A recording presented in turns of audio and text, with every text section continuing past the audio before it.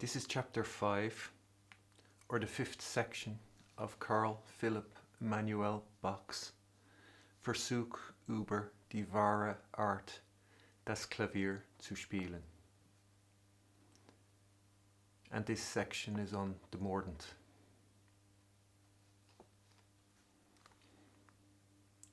Fünfte Abteilung von dem Mordenten.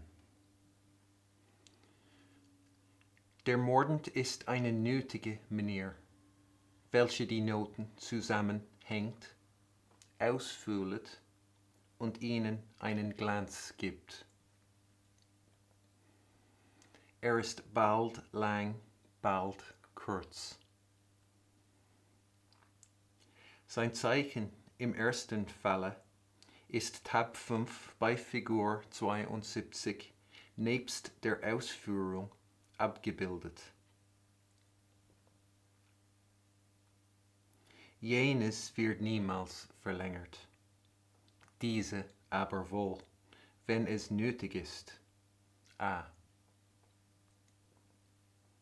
Der kurze Mordent, nebst seiner Wirkung, ist bei B zu sehen.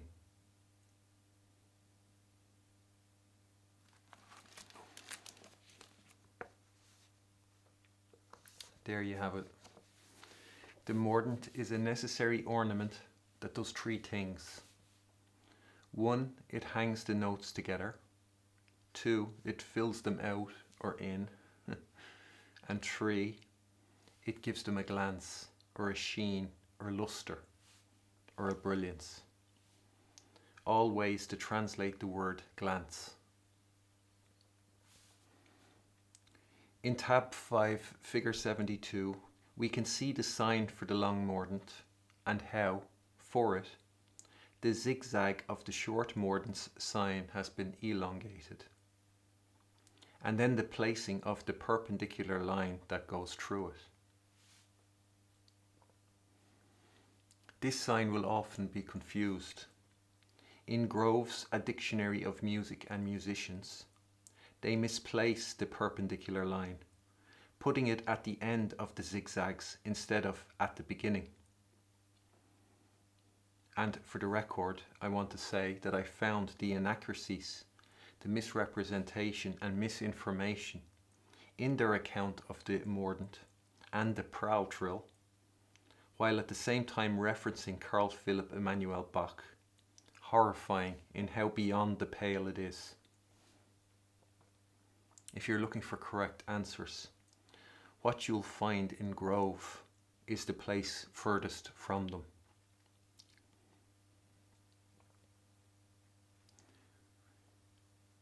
So the sign will be often confused. And if the long Mordent sign isn't confused, it'll be overlooked, as will be seen with Bärenreiter in how they transcribe the examples, but also overlooked in scores. With regard to the former, Bach had this to say in paragraph 6 from the chapter on trills. Zuweilen werden zwei Nötchen noch zuletzt von unten auf angehängt, welche der Nachschlag heißen, und den Triller noch lebhafter machen. Figur 24a. Dieser Nachschlag wird manchmal ausgeschrieben, B. Auch durch einige Veränderung des ordentlichen Zeichens angedeutet, C. Jedoch da ein langer Mordent beinahe dasselbe Zeichen hat, so halte ich für besser, keine Verwirrung anzurichten, dass man es bei dem Zacken lässt.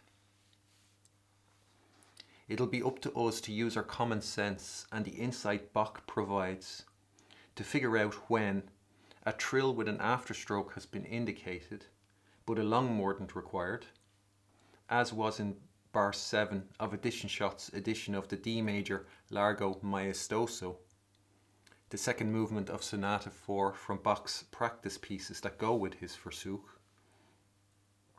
So there they have indicated a trill with an afterstroke, but what's actually needed there is a long mordent. So to figure out when a trill with an afterstroke has been indicated but a long mordent required, or to figure out when a TR for the trill has been indicated but a long mordent required. And then where a trill has been indicated but a short mordent required, as happened in bar 24 of the same score. And also to be able to spot those potential instances where a short mordent has been indicated, but in actuality a long mordent is required or serves us better.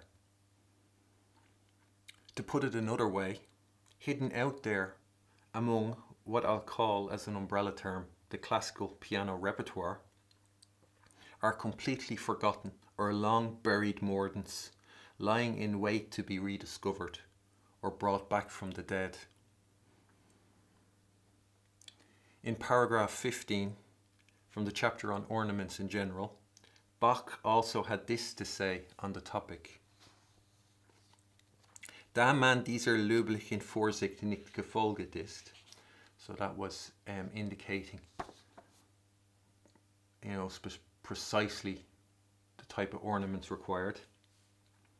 So, da man dieser löblichen Vorsicht nicht gefolget ist und im Gegenteil durch wenige Zeichen alles andeuten wollen, so wird den übrigen die Lehre von den Manieren nicht nur viel saurer als den Klavierspielern, sondern man hat auch aus der Erfahrung, dass dadurch viele undeutliche, ja falsche Zeichen entstanden sind, welche noch jetzt so zuweilen verursachen, dass viele Sachen nicht gehörig ausgeführt werden.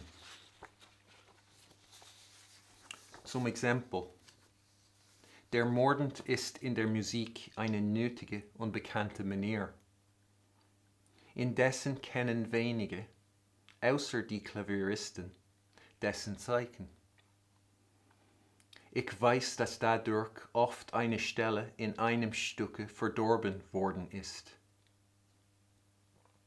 Diese Stelle musste, wenn sie nicht unschmackhaft klingen sollte, mit einem langen Mordenten herausgebracht werden,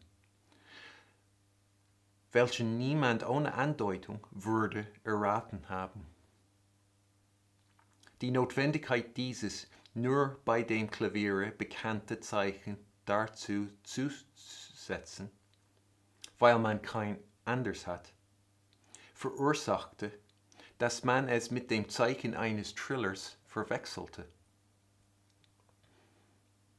Wir werden in der Folge aus der großen Verschiedenheit dieser zwei Manieren ersehen, wie unangenehm die Wirkung hiervon gewesen sei.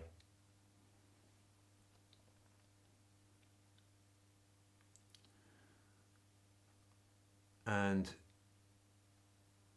Bach says the Klavieristen will know this sign, but, the printing might not be dictated by the Klavieristen. It's the printers who'll be dictating the course of printing.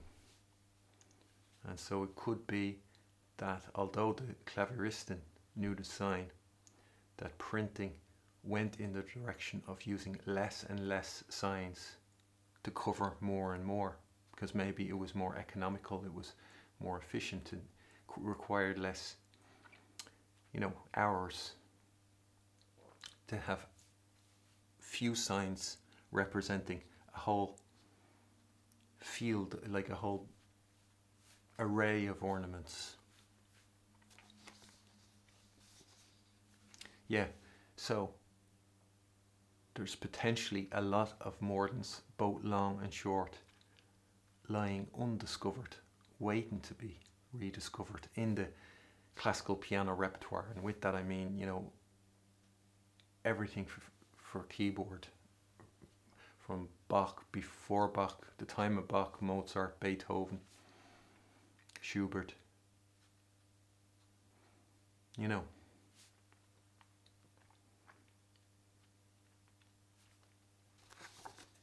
And the right answer could potentially still be the right answer, even if the composer themselves didn't realize it was the right answer. Or, if they didn't hit upon the right answer themselves. I'm not saying anything definite there, but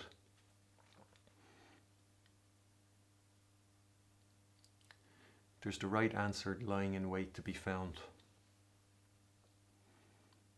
In the written out execution, we can see that Bach has the long mordent taking up half the value of the note. And yes, it's altering between the note itself and the note below.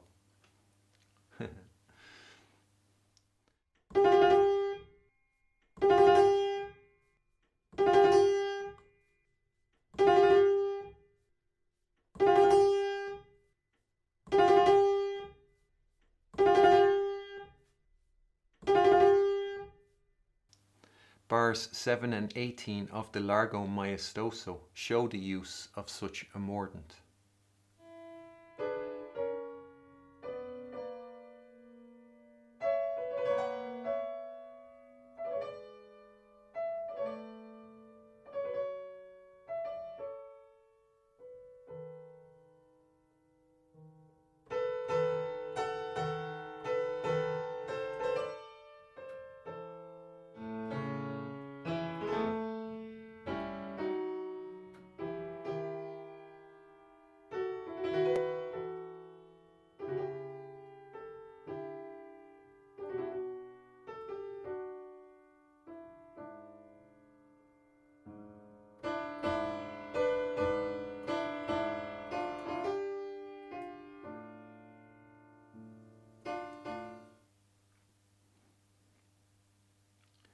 Bach says that, as opposed to the short mordent, which is never lengthened, the long mordent can be lengthened when necessary. And he shows that being done in figure 72a. He shows the long mordent being lengthened.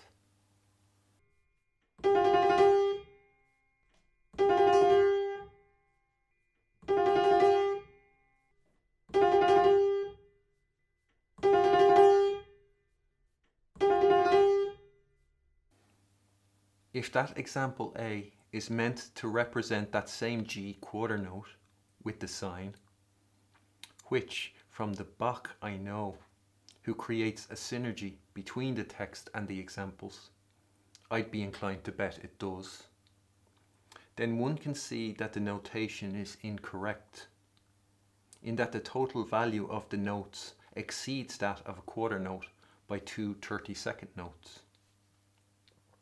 There are 2 30-second notes too many, meaning it is representing a quarter note tied to a 16th note instead of merely a quarter note alone. So to rectify that, I would suggest that that final G should in fact be a 16th note. It would make sense. Bach talks about elongating the mordent, not the note itself. In the original example from the copper plate, an obvious discrepancy in the printing can be seen. The second last line from the bottom is sticking out too far to the left. That line would be the line that'd make that last G a 16th note. And you can imagine that if that entire line was pushed to the right so it doesn't stick out anymore, that the length it sticks out looks like exactly the length needed to reach the last G, which would thus make that last G a 16th note. Which suggests to me rather an error in the printing than it being what Bach wanted. The line looks like it's too long, but it's not too long. It's exactly the right length. It's just not aligned properly. That's what I say. It does make a difference knowing that. We want a clear, solid picture of how Bach understands it. Personally, I'm not interested in settling for less than that. And the error blurs that picture, which, innocent and slight as it certainly is in comparison to the damage the Roll of Honour do, still ends up a part of that mass of misleading messages that do nothing but send people to the cage. And that'll be an innocent and slight, you know. That alone is not going to send anybody to cage, but it does Bach no service having anything he says being a part of that crowd or that mass of misinformation. So I'd say the mordent will be elongated when necessary, but not the note to which it is attached. That's a big enough difference. The beginning of that largo maestoso was a case that necessitated, in my opinion, the lengthening of the long mordent.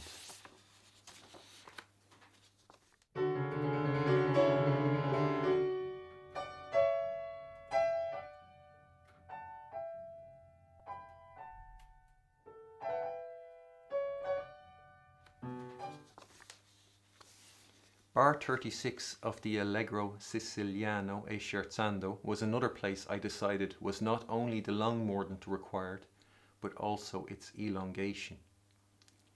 Their addition shot again indicated a trill with an afterstroke.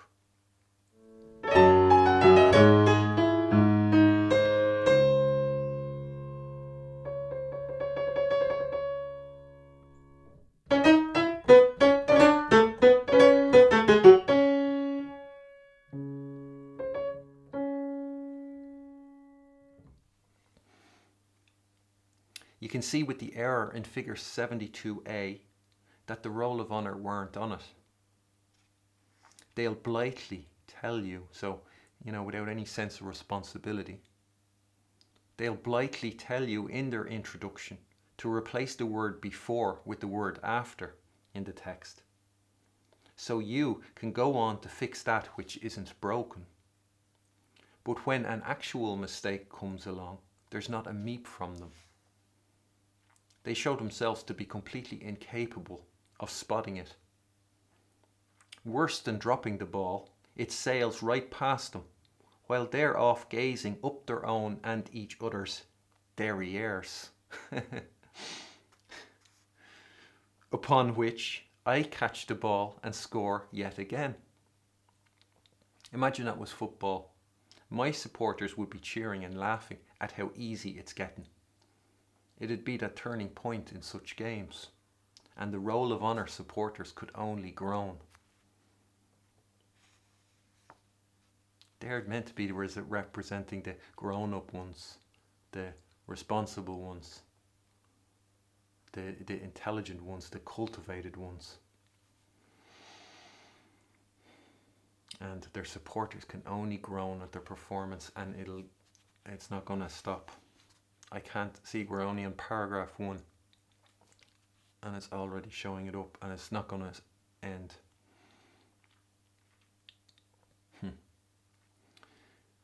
Then there's the short mordent. This, according to Bach, is never lengthened. Notice how for this Bach sharpens the F. We had an F natural for the long mordent, and now there's an F sharp for the short mordent. Going by how Bach notates the execution of the two ornaments, one could guess that the short mordent, with its 64th notes, is meant to be schärfer, that is, more sharp or more acute than the long mordent with its 32nd notes. He'll say later on in the chapter how the accidental will be added to the short mordents for the schärfe. And I would say that that is relevant in terms of alternating between a white and black key, as opposed to two of the same type of keys.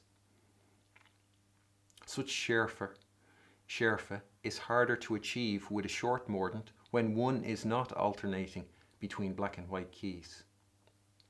And an unsharp short mordent, I think, runs the risk of being rather a lame duck in certain situations than something that adds a glance.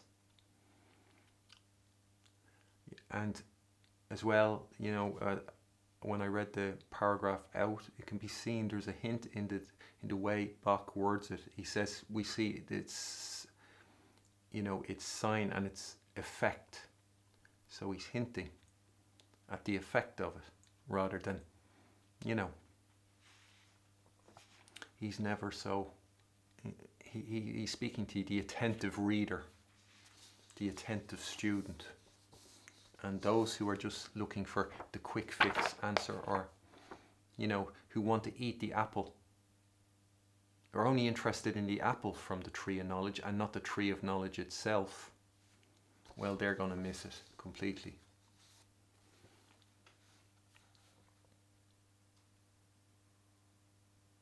So Bach has done me a favour sharpening the F as far as demonstrating the example is concerned. Had he not done so, I might have been forced to use the extended resources of AC fingering to provide an adequate demonstration.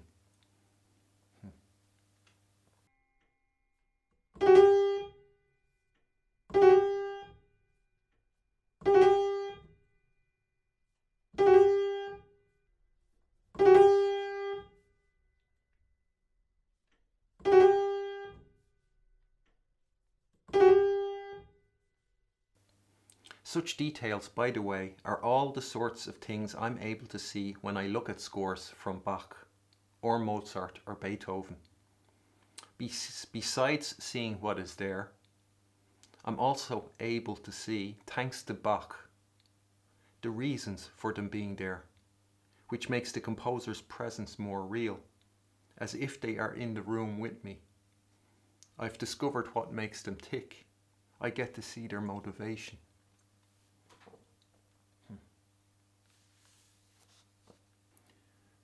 Ungeachtet man gemeiniglich einen langen Mordenten nur allein über lange Noten und einen kurzen über kurze Noten abzubilden pflegt, so findet sich dennoch jener oft über Vierteilen und Aktteilen, nachdem die Zeitmasse ist, und dieser über Noten von allerlei Geltung und Länge.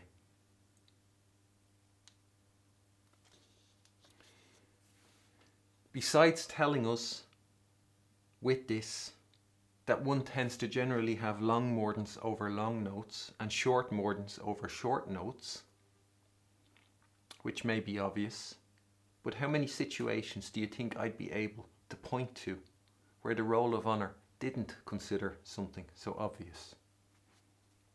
I don't know. I'm asking you.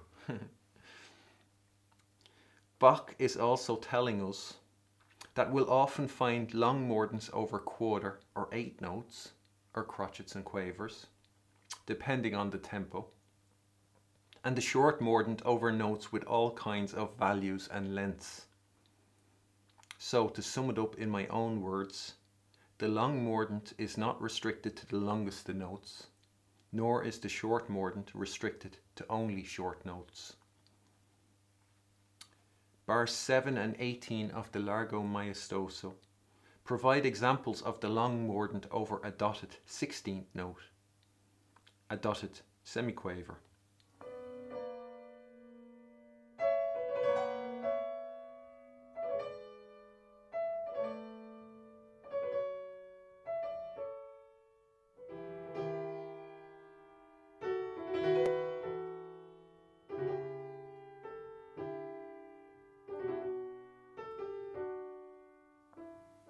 And bar 1 of it over a quarter note or a crotchet.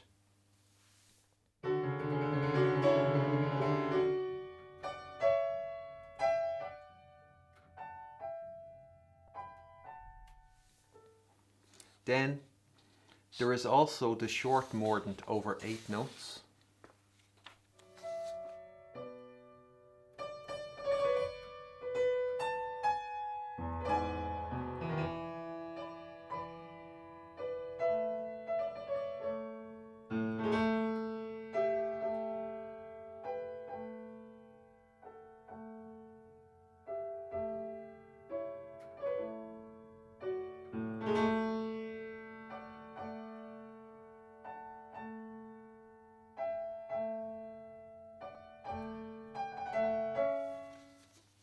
dotted 16th notes.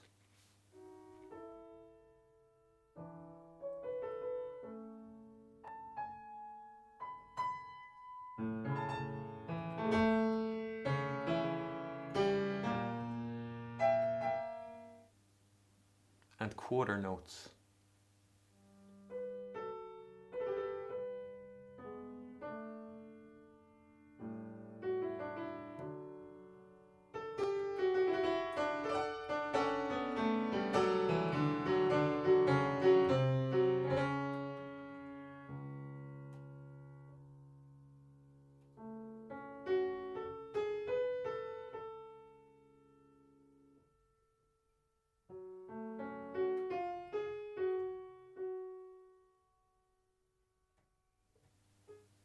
That piece uses all three of the mordents that have been introduced here. Okay, I'll leave it at that for today, and I'll pick up where I left off in the next video.